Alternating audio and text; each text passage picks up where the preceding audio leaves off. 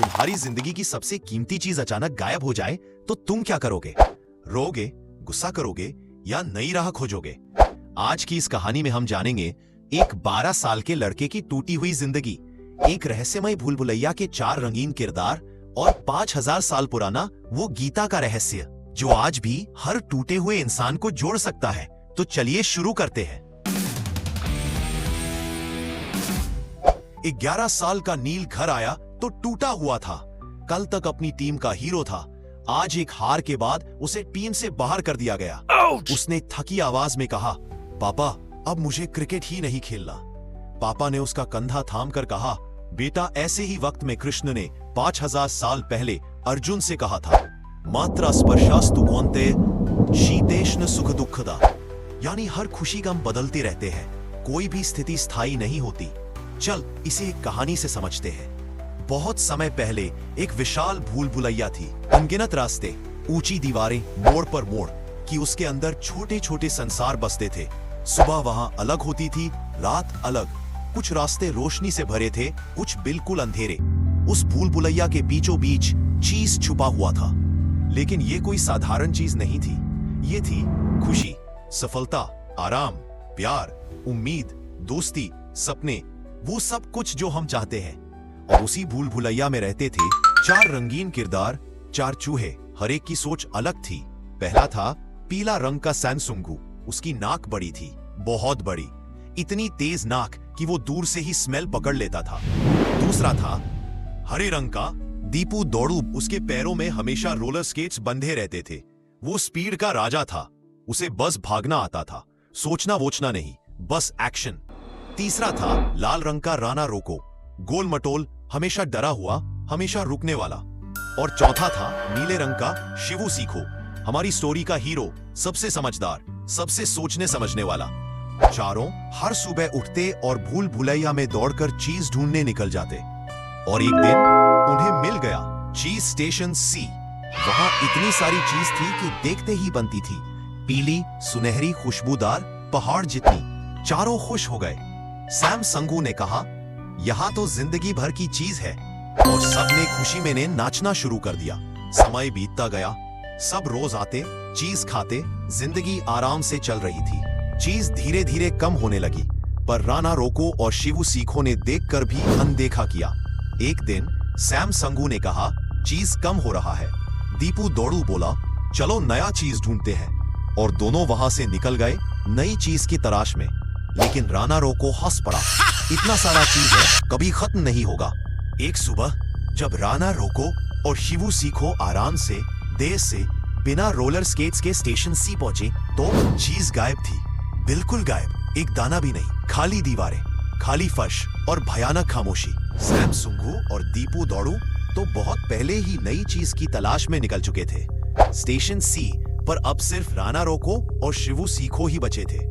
कई दिन बीत गए, चीज ऑलमोस्ट खत्म हो चुकी थी। राणा रोको अपनी पुरानी चीज के लिए रो रहा था, पर शिवू सीखो समझ गया कि अगर वो भी यहीं अटका रहा तो उसका हाल भी राणा रोको जैसा हो जाएगा। उसने धीरे से अपने जूते उठाए, उन्हें झाड़ा और नई भूल भुलैया में कदम रखने का फैसला कर लिया। अंधेरी सुरंग में शिवू सीखो अकेला था, खूब अंधेरा, सन्नाटा। मन में आया, क्या मैं गलत कर रहा हूँ? तभी उसे अपनी चमकती किताब का श्लोक याद आया, मात्रा स्पर्शास्तु कौन्तेय। उसने दीवार पर लिखा पहला संदेश, पुरानी चीज को जितनी जल्दी छोड़ोगे, नई उतनी जल्दी मिलेगी। 2 दिन बाद एक सुरंग मिली। शिवू सीखो खुश हुआ, शायद यहाँ चीज हो, लेकिन अंदर कुछ नहीं, बस पुरानी धूल। उसका मन टूटा, शायद राणा रोको ठीक कह रहा था, शायद यहाँ कुछ नहीं है। दीवार पर दूसरा संदेश लिखा, हार तब होती है जब तुम रुक जाते हो, असफलता तब जब ट्राई ही नहीं करते। तीसरे दिन झूठी रोशनी, धूप की किरण को चीज समझ बैठा, टूटा, रोया, गिर पड़ा। चौथे दिन छोटा सा चीज का टुकड़ा मिला। शिवू सीखो ने लिखा, छोटी शुरुआत भी शुरुआत है। 5वें दिन गलत रास्ता चुना, पूरा चक्कर लगा, गुस्सा आया, बस सीखा। दीवार पर चौथा संदेश, गलतियां करना ठीक है, दोहराना नहीं। 7वें दिन खतरनाक सुरंग, गड्ढों से भरी, फिर भी पार की। दीवार पर छठा संदेश, डर को मिटा नहीं सकते, डर के साथ चलना सीख सकते हैं। 9वें दिन थक चुका था, रेंगते हुए चल रहा था। तभी दीवार पर सैम संगू की हैंडराइटिंग में लिखा मिला, दीपू दौड़ू और मैं यहां से गुजरे, चीज स्टेशन एन पास है। तभी सीखो ने दीवार पर अगला संदेश लिखा, जब लगे कि अंत है समझो शुरुआत पास है। अगले मोड़ पर सामने तेज रोशनी दिखी, सुनहरी, खूबसूरत, गर्म और स्मेल, वो प्यारी चीज की स्मेल। शिवू की आंखों में आंसू आ गए। उसने दौड़ना शुरू किया, रेंगते रेंगते, गिरते पड़ते, और फिर सामने था चीज स्टेशन एन। इतना बड़ा, इतनी सारी चीज स्टेशन सी से 10 गुना ज्यादा। और वहां सैम और दीपू नाच रहे थे। उन्होंने गले लगाया। शिवू रो पड़ा, खुशी के आंसू, जीत के आंसू।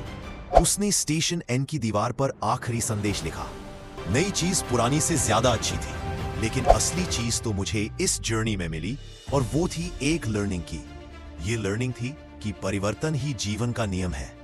अब पापा बोले, बेटा इस दुनिया में चीज हमेशा चेंज होती रहती है। कभी दोस्त बदलते हैं, कभी टीम, कभी हमारे हालात। जो सैम सुंगू और दीपू दौड़ू की तरफ बदलने को तैयार होते हैं, वही नई जीत पाते हैं। जो राणा रोको की तरह पुरानी चीज पकड़े रहते हैं, वही पीछे छूट जाते हैं। क्योंकि राणा रोको ने बदलाव को कभी स्वीकार ही नहीं किया। जिंदगी इंतजार करने वालों को नहीं, चलने वालों को देती है।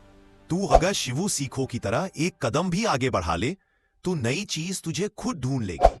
और उसी शाम नील ने फिर से दम लगाकर प्रैक्टिस शुरू कर दी, क्योंकि अब उसे पता था कि चीज फिर हिलेगी। और शिवू सीखो बनने का मतलब है हमेशा तैयार रहना।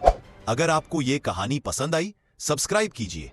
हम बच्चों के लिए ऐसी ही सीख वाली मॉरल स्टोरीज हर हफ्ते लाते हैं। मिलते हैं नेक्स्ट स्टोरी के साथ।